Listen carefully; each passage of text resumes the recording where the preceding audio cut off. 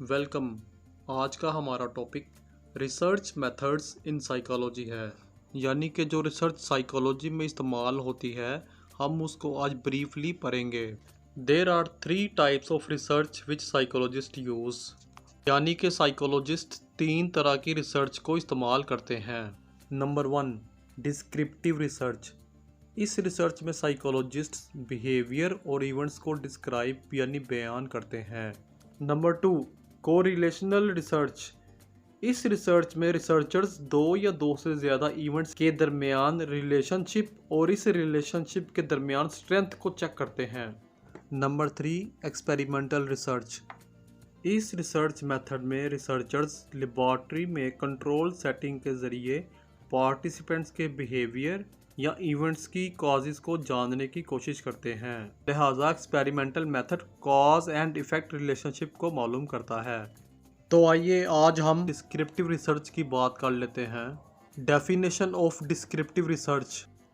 Descriptive research methods are scientific tools used by psychologists for gathering information and describing behaviors, patterns and other phenomena।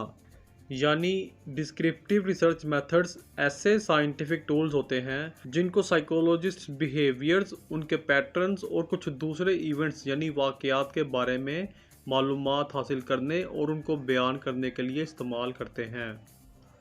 Who, when, where, what versus why and how questions।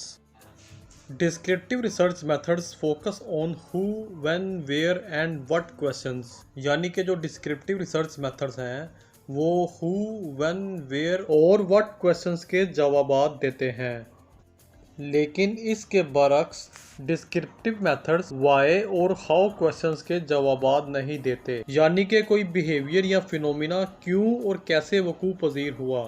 For example, a psychologist might observe the extent to which people are altruistic और aggressive toward each other, but he can not explain the causes of these behaviours with the help of descriptive methods.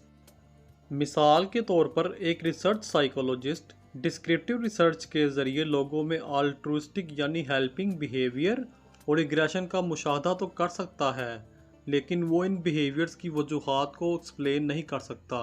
दूसरे अल्फाज में descriptive research के ज़रिए psychologist behaviours या किसी phenomena को सिर्फ और सिर्फ ऑब्जर्व और रिकॉर्ड कर सकता है। So, descriptive research cannot explain causes of behavior or phenomenon, but it can reveal important information about behavior and attitudes।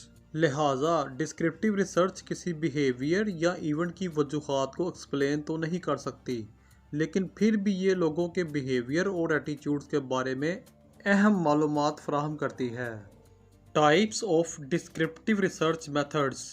Number 1, observations. Number 2, surveys. Number 3, case studies. Number 4, interviews.